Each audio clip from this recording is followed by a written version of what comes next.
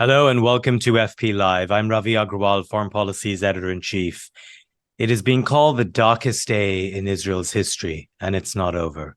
More than 900 Israelis have been killed, more than 2,000 wounded, after the Islamist militant group Hamas launched an audacious attack on Israeli towns on Saturday, infiltrating by land, sea, and air.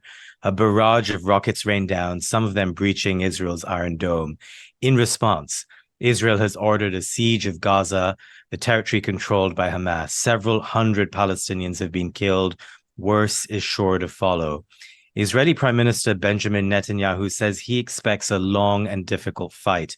And while the country is uniting behind him right now, he has spent much of the year in crisis. He faces numerous corruption charges.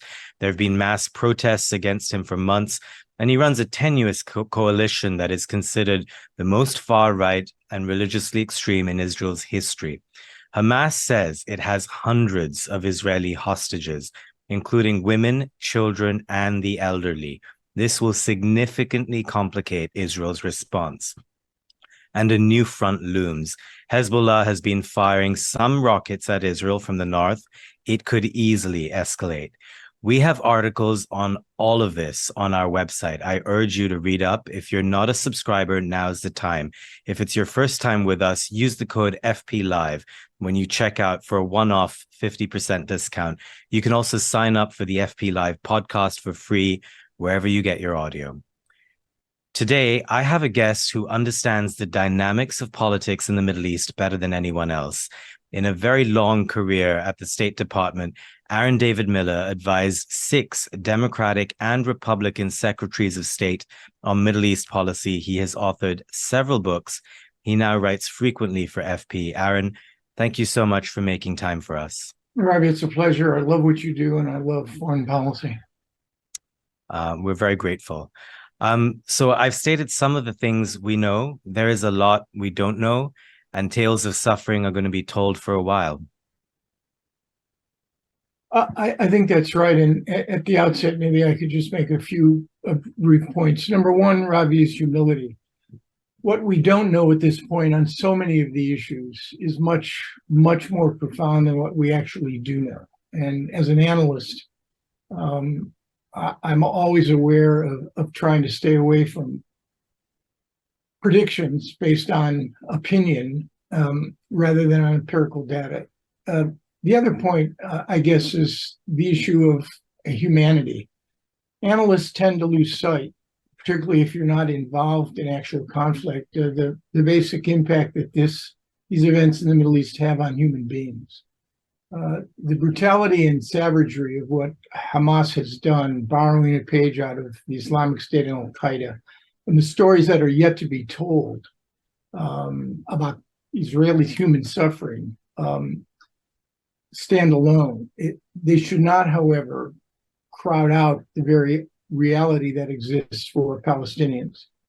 Suffering of Palestinians in Gaza and under Israeli occupation in large parts of the West Bank. And I think we need to keep both of these things in mind, however hard it is.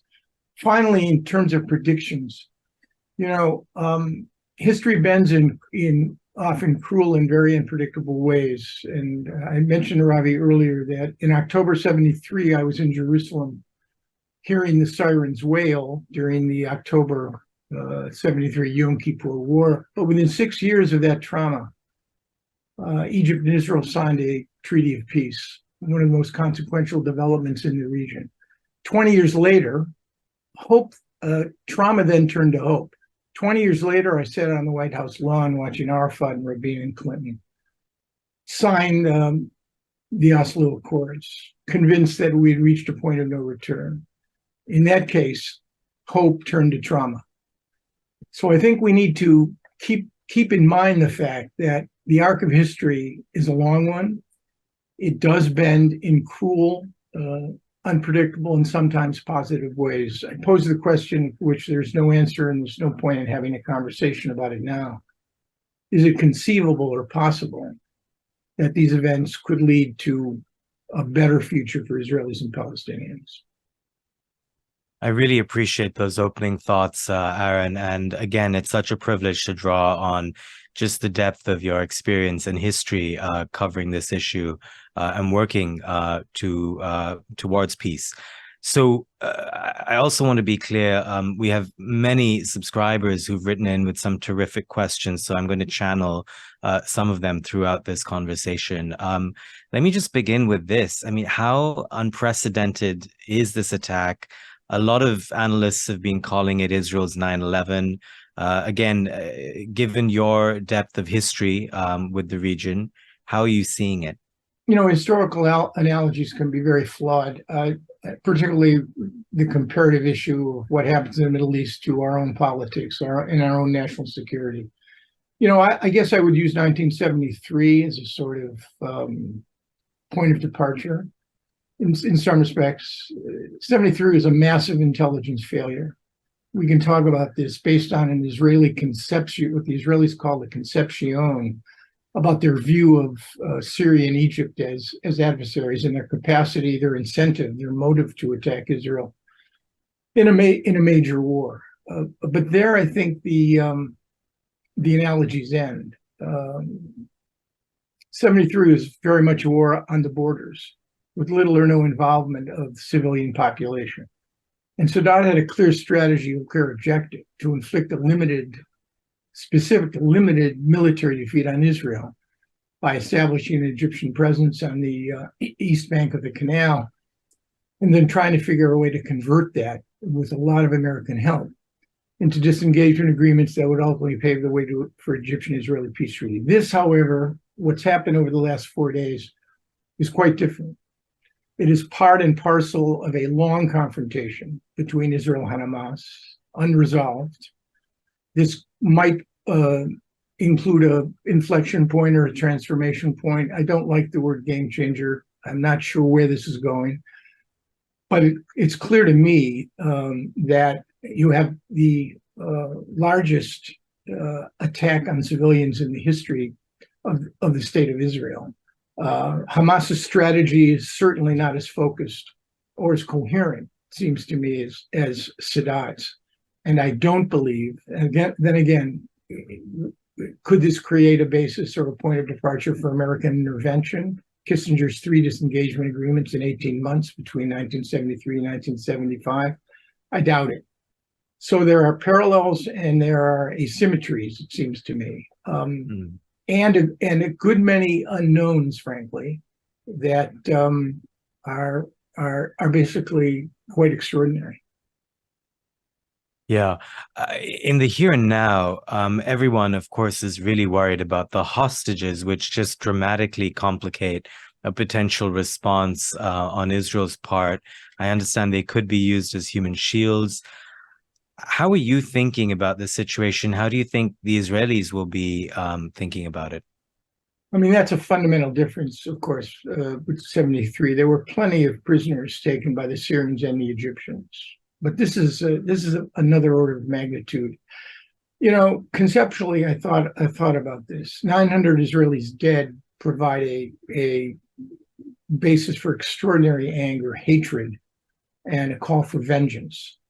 But the 900 dead have to be weighed against the reality of 150, by some accounts, maybe more, of the living.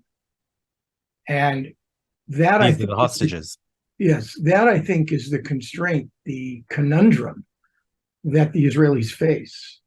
How to deal with the reality of the trauma of what has been done to Israeli civilians on one hand, whose lives have been lost, and many wounded whose lives have been shattered, with the reality of redeeming the living.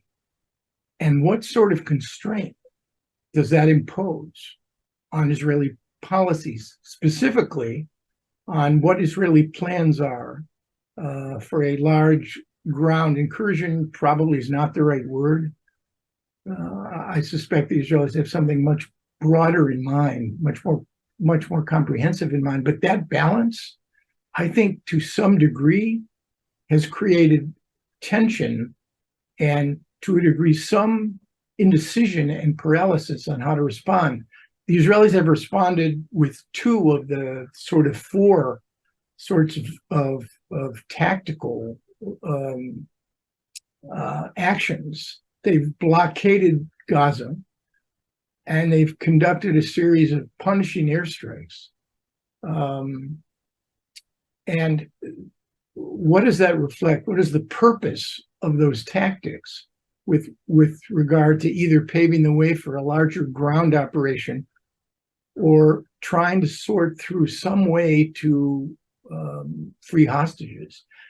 That makes the situation seems to me unique, and the options I think are incredibly fraught. A military operation to seize 150 people, 100 of which Hamas controls, and again, according to reports, 30 that Palestine Islamic Jihad, whose ties to Iran whose tethering to Iran is in a way different than the relationship that exists between Hamas and Tehran, and what influence might Tehran have over PIJ, Palestine Islamic Jihad, as pertains to those hostages?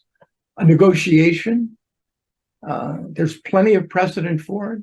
There are reports that the Qataris are involved in trying to create. Yossi Melman and Haaretz had an article about a humanitarian corridor in which there would be a trade, women, children, the elderly, for Israel releasing women prisoners and those of lower security threat.